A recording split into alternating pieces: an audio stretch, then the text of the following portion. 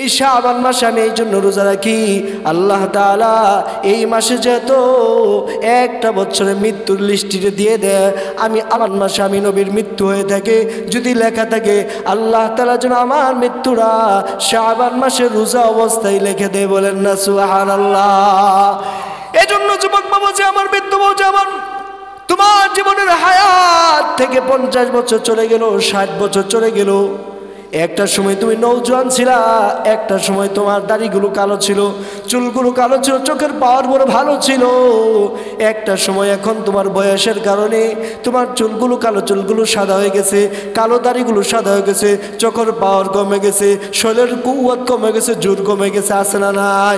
আল্লাহ তাআলা বলে, ও বান্দা, আমি আল্লাহ তাআলা দেওয়া নিয়ামত হায়াত পাইয়া, আমি আল্লাহ তাআলা নিয়ামত খাইয়া, আমি আল্লাহ তাআলার বাতাস গ্রহণ করিয়া এরপর আমার নাফরমানি করছো, এরপর আমি আল্লাহ তোমার উপর কিন্তু গজব চাপায়া দেই নাই। আমি আল্লাহ 24 ঘন্টা মায়ার নজরে রহমতের দৃষ্টি দিয়ে তোমার দিকে তাকায় থাকি। বলেন না সুবহানাল্লাহ। কেন তাকায় থাকি? আমার এই বান্দা শয়তানের দুকাই পড়ে, নফসের দুকাই পড়ে, দুনিয়ার মুহে পড়ে, ক্ষমতার লোভে আমি আল্লাহকে ভুলে গেছে, আমি আল্লাহ থেকে দূরে সরে গেছে। একটা সময় যদি আমার বান্দার বুঝ আসে, বুঝ আসার পর যদি সেজদায় পড়ে যা, আমি আল্লাহর কাছে তওবা করে, আমি আল্লাহ এমন রহমান, এমন রহিম, এমন গফফার, আমার ওই বান্দার তামাম জিন্দেগির গুনাহ মাফ করে আমি আল্লাহ রহমতের কুলে তুলে নেই। বলেন না সুবহানাল্লাহ। এই জন্য আল্লাহ তাআলা পবিত্র কালামুল্লাহর ভিতরে বলে, ইল্লা মান তাবা ওয়া আমানা ওয়া আমিলা আমালান সালিহান ফাউলাইকা ইউবাদদিলুল্লাহু সাইয়্যাতিহিম হাসানাত। আল্লাহু আকবার। আল্লাহ তাআলা বলে, আমার ওই বান্দাটা এত বছর পর্যন্ত গুনাহ করেছে, আমার ওই বান্দারা এত বছর পর্যন্ত নাফরমানি করেছে, আমার ওই বান্দারা আমি আল্লাহর হক ছিল নামাজ পড়া, নামাজ পড়ে নাই, আমি আল্লাহর হকগুলো ছিল, ওই বান্দা রোজা রাখা, 30 রোজা রাখা কিন্তু রাখে নাই, আমি আল্লাহর হক ছিল, বান্দার উপর হজ ফরজ হওয়ার পর হজটা করা কিন্তু করে নাই, কিন্তু বান্দা এতদিন বুঝে নাই, এখন বুঝ আসছে, তওবা করছে, আমি আল্লাহ বিগত জিন্দেগি গুনাহ মাফ করব, ওই গুনাহগুলো নেক দ্বারা পরিবর্তন করে তার আমল নামায় ঢুকায় দিব। বলেন না সুবহানাল্লাহ। তার নাম কি? আরো জোরে বলেন, তার নাম কি? মায়েতে ডাকতেন, তার নাম কি? আল্লাহ। আল্লাহু আকবার। এই জন্য বাবা যে আমার এই যে সবাবরাত আসতেছে, 1 নাম্বার, এই রাতে যতগুলো 1 বছর যতগুলো সন্তান জন্মগ্রহণ করবে তার লিস্টে দিয়ে দেয়। 2 নাম্বার, এই রাত্রে যতগুলো মানুষ 1 বছর মারা যাবে তার লিস্টে কি দিয়ে দেয়। যে শাবান মাস আসছে, এক একটা দিন যাচ্ছে, আমার এক একটা দিন আগায় যাচ্ছি রমজানের দিকে, ঠিক কিনা? আমার জীবন থেকে একটা দিন যাচ্ছে, আমি একটা দিন কবর দিকে আগায় গেলাম, ঠিক কিনা? আল্লাহ তাআলা যদি আপনার আমার জন্য 50টা বছর হায়াত নির্ধারণ করে থাকে, তাহলে আমার জীবন থেকে যদি 25 বছর চলে যায়, তাহলে আর মাত্র কত বছর বাকি আছে? 25 বছর। তাহলে বয়স বাড়লো না কমলো? জোরে বলেন। কিন্তু আমরা বলি কি, ওনার বয়স বাড়ছে, তার হায়াতে বয়স বাড়তেছে না কমতেছে? আখিরাতে এই দুনিয়ার জিন্দেগিতে তার হায়াত একটা দিন যাচ্ছে, মানে একটা দিন তার জীবন থেকে কমে গেল, একটা দিন সে কবর দিকে আগায় গেল। এজন্য আমাদের জীবনে কত শাবান চলে গেল, কত রজব চলে গেল, কত রমজান চলে গেল, হেলাই দুলাই নষ্ট করে ফেলছি। কিন্তু এখন থেকে আমাদেরকে মনে রাখতে হবে যে আল্লাহ তাআলার বড় একটা নিয়ামত শাবান মাস আমি পাইছি। এই মাস থেকে আমার যত গুনাহ আছে, আমি যত গুনাহ করতাম সব ছেড়ে দিব, সব গুনাহ ছেড়ে দিয়ে এমনভাবে তওবা করব যে আল্লাহ তাআলা আমাদের তওবাকে কবুল করে নিষ্পাপ বানায় দেয়। সুবহানাল্লাহ।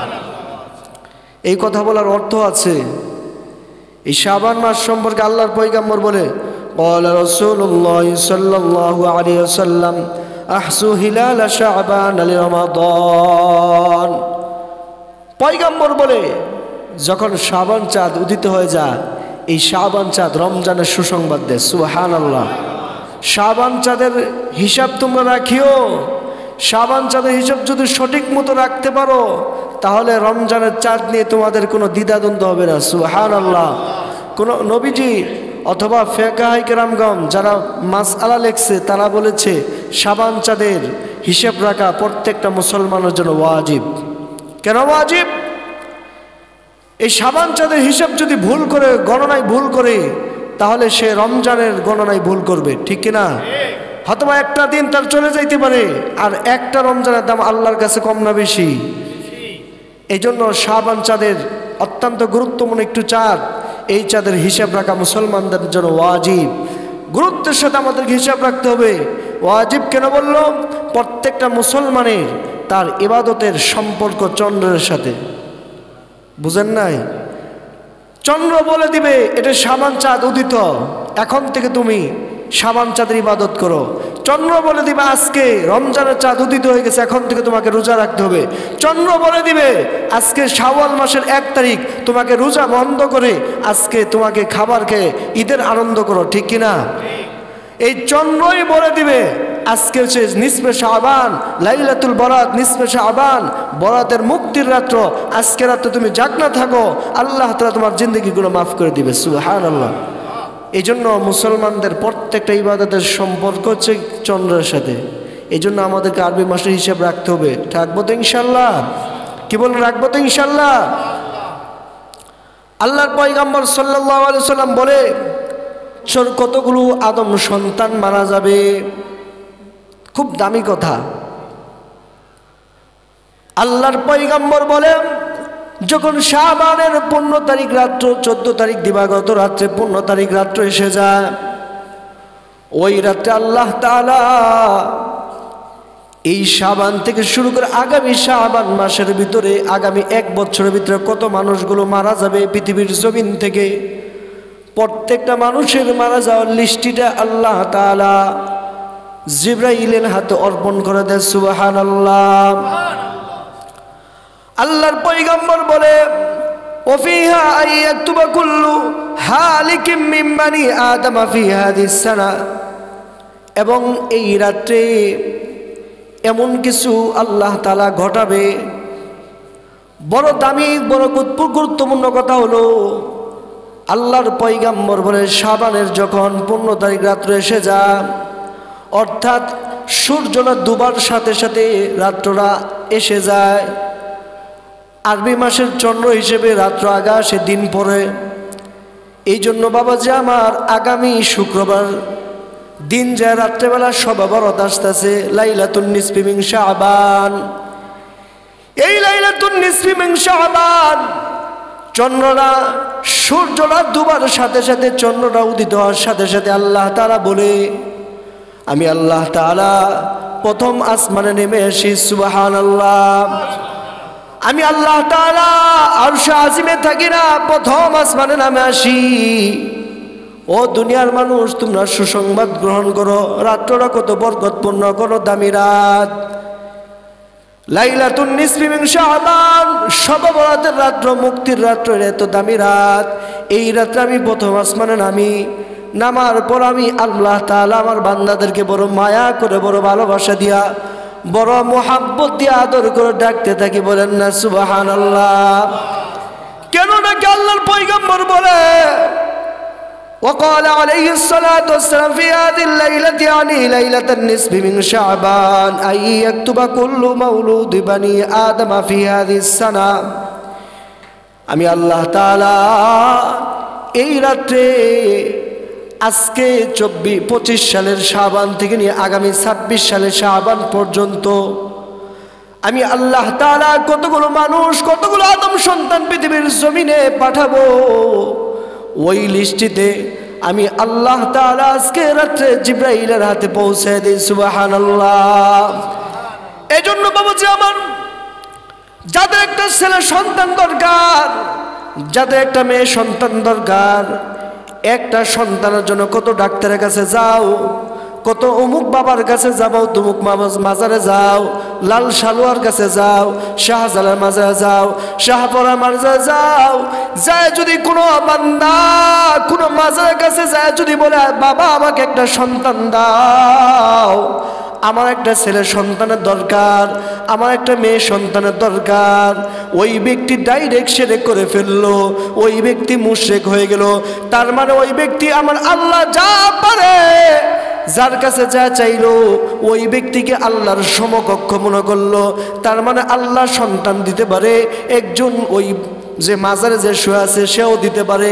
এরকম যদি কোনো ব্যক্তি করে ওই ব্যক্তির ঈমান থেকে খারেজ হয়ে যা, ওই ব্যক্তি মুশরিক হয়ে যা। এই জন্য বাবা যে আমার কোনো মাজারের কাছে, কোনো বাবার কাছে, কোনো পীরের কাছে চাওয়া যাবে? জোরে বলেন না কেন? চাওয়া যাবে?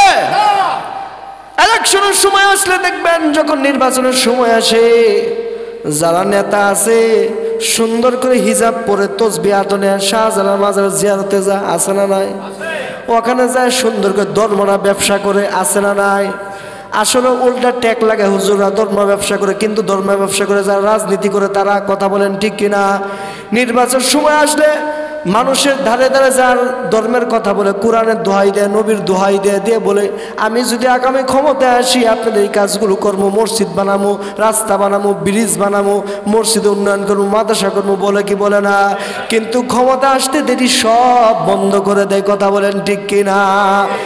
এই জন্য বাবা যে আমার আল্লাহর পয়গম্বর বলে, যাদের সন্তান দরকার, ছেলে দরকার অথবা মেয়ে দরকার, আমি আল্লাহর কাছে চা সবাবরাতের রাত্রে, আমি আল্লাহ তার সন্তানের বাজেট আজকে রাত্রে দিব, বলেন না সুবহানাল্লাহ? সন্তান চাওয়ার পদ্ধতি কি? আমার পয়গম্বর, তোমার পয়গম্বর জাতির পিতা মিল্লাতা আবিকুম ইব্রাহিম, তিনি শিখাইয়া দিয়েছেন রব্বি হাবিলি মিনাস সালিহিন। আল্লাহু আকবার। আল্লাহর পয়গম্বর জাতির পিতা ইব্রাহিম আলাইহিস সালাম শিক্ষা দিয়ে গেছে, আমার সন্তানেরা, তোমাদের যদি সন্তান প্রয়োজন হয়, ছেলে হোক অথবা মেয়ে হোক, তুমি বার্ধক্য যদি পৌঁছে যাও, তোমার যদি মনে হয় আমাদের সন্তান হবে না, আমার আল্লাহ দিতে পারে কি পারে না? আমার আল্লাহ সম্ভবকে সম্ভব করার ক্ষমতা আছে না নাই?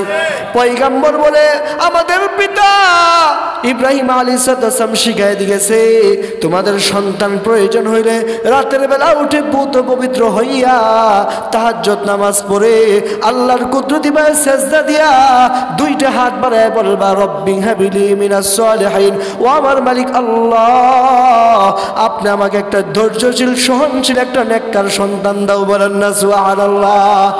আল্লাহর কাছে যদি সন্তান চাও, ধৈর্যশীল সহনশীল নেককার সন্তান চাও, বেডঙ্গা সন্তান চাও না, বেডঙ্গা উল্টা পাল্টা যদি সন্তান চাও, তাহলে এই সন্তান তোমাকে দুনিয়ার জমিনে, তোমার জীবনটাকে নরক বানায় দিবে। আখিরাতে তো শাস্তি আছে না নাই? এরকম সন্তান আছে না নাই সমাজে? সন্তান নেশাখোর, ইয়াবাখোর, বাবাখোর, এই সন্তানগুলো বাবার কাছে টাকা চাইলে বাবা টাকা না দিলে বাবাকে হত্যা করে, আছে না নাই? মাকে হত্যা করে, আছে না নাই? এই জন্য সন্তান যদি চাও, চাওয়ার মতো চাও, তোমার জাতির পিতা তোমার বাবা ইব্রাহিম শিখায় দিয়েছে। আল্লাহ তাআলা ইব্রাহিমের বক্তব্য, ইব্রাহিম পয়গম্বরের বক্তব্য আল্লাহর কাছে এতভাবে মনোনীত, এত পছন্দ হয়েছে, ওই বক্তব্যটা আমাদের জন্য আল্লাহ তাআলা কোরআনে কারিমে তুলে দিয়েছে, বলেন না সুবহানাল্লাহ?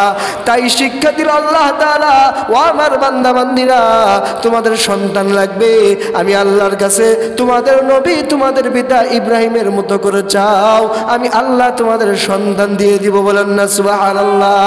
এই জন্য পয়গম্বর আরবি বলে লাইলাতুন নিসফি মিন শাবান আইয়াকতুবা কুল্লু মাউলুদি বানি আদম ফি হাদিস সানা।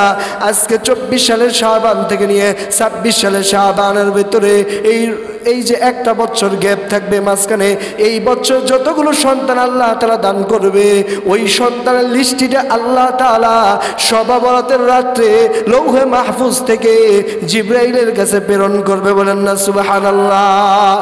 এই জন্য 1 নম্বর শিক্ষা হলো, যাদের সন্তান নাই, শাবানের লাইলাতুন নিসফি মিন শাবান ওই রাতে চাইবেন, পারবেন তো ইনশাআল্লাহ? যার যেই সন্তান দরকার, কার কাছে চাইবেন?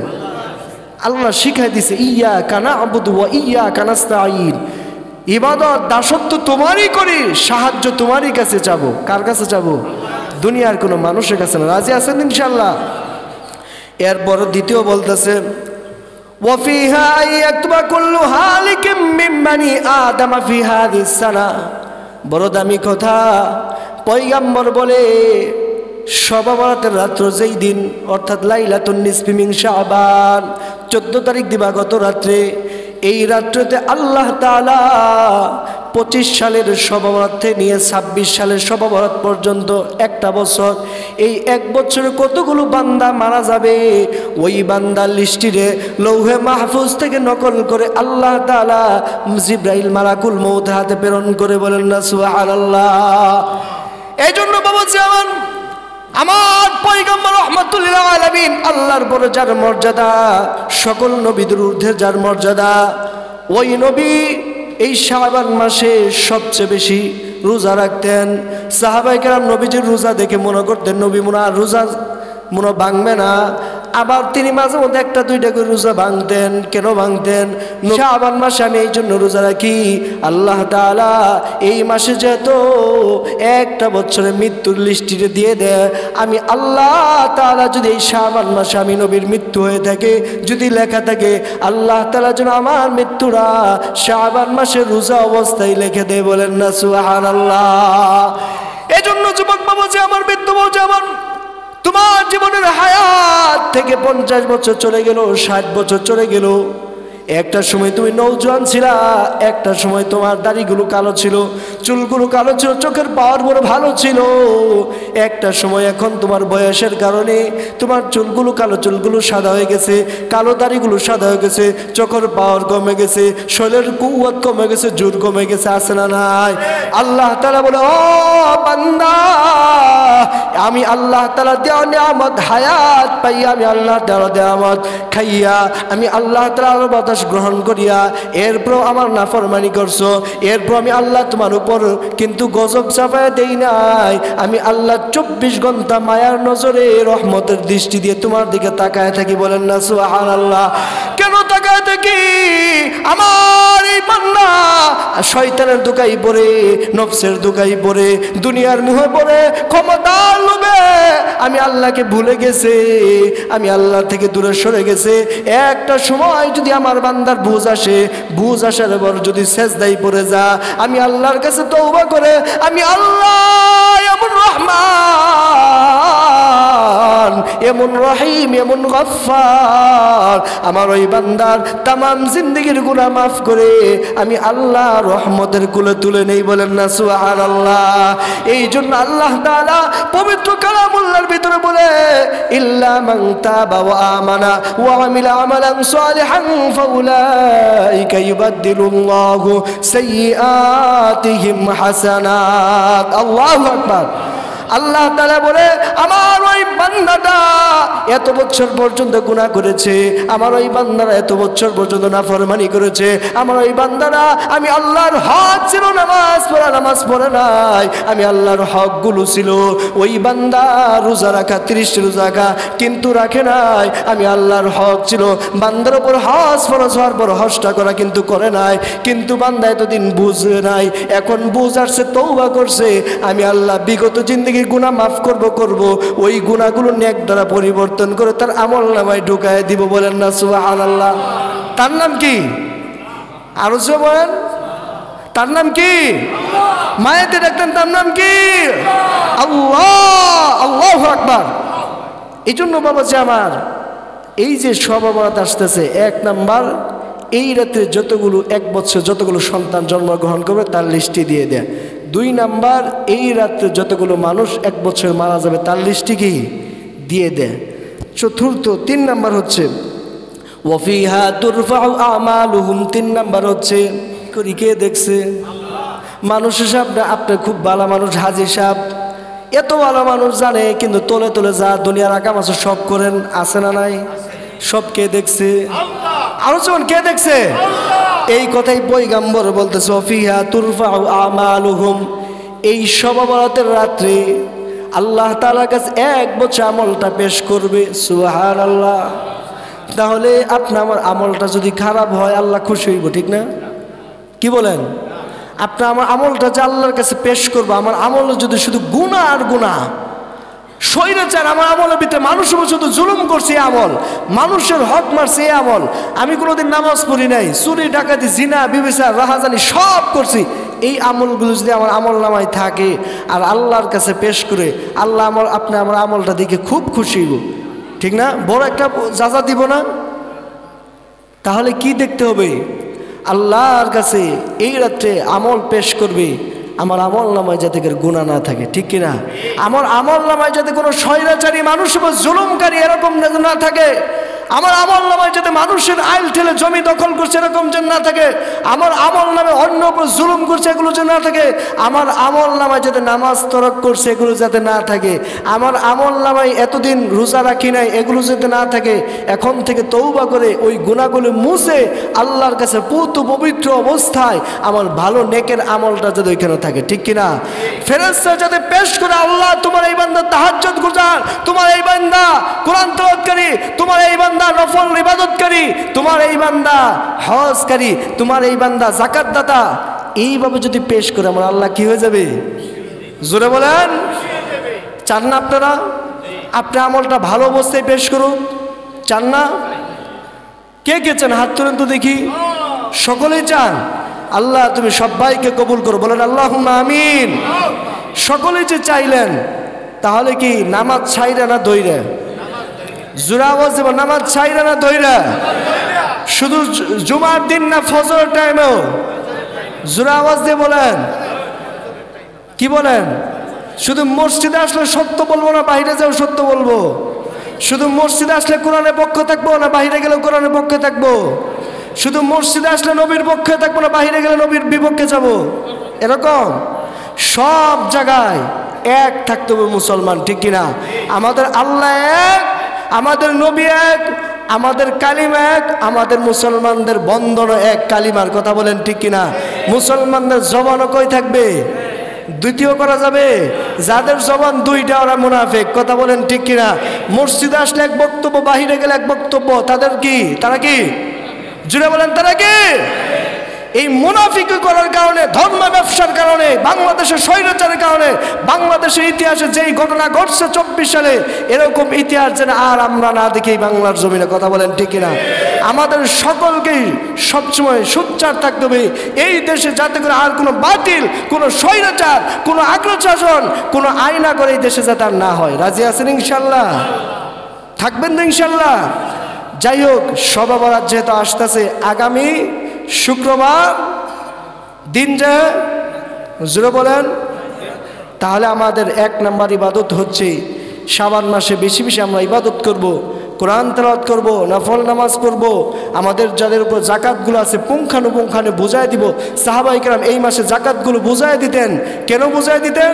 যাতে করে এই জাকাতগুলো বুঝাই দিলে গরিব মানুষ যাতে করে তারা 2টে ডাল ভাত খেয়ে রোজা রাখতে পারে, ইবাদত করতে সহজে, কথা বলেন ঠিক কিনা? এবং সাহাবায়ে কেরাম এই শাবান মাসে তাদের ব্যবসাগুলো পুরাটাই গোছায় আনতেন, যাতে করে রমজান মাসে ব্যবসার কোনো চাপ না থাকে। আর আমরা বাংলার দেশের জমিনে মানুষগুলো করে কি, মানে শাবান থেকে, রজব থেকে প্রস্তুতি গ্রহণ করি, আর রমজান মাসে দুমসে ব্যবসা করি, সব বাদ দিয়ে। আছে না নাই? মানে দুনিয়ার ব্যবসা করি, আখিরাতে ব্যবসা করি না, ঠিক কিনা? এই জন্য এখন থেকে আমাদের ব্যবসা বাণিজ্য পুরাটাই গুছিয়ে এনে যাতে রমজান মাসে আমরা ভালো আল্লাহর সাথে ব্যবসা করতে পারি। রাজি আছি ইনশাল্লাহ? তৃতীয় কথা হচ্ছে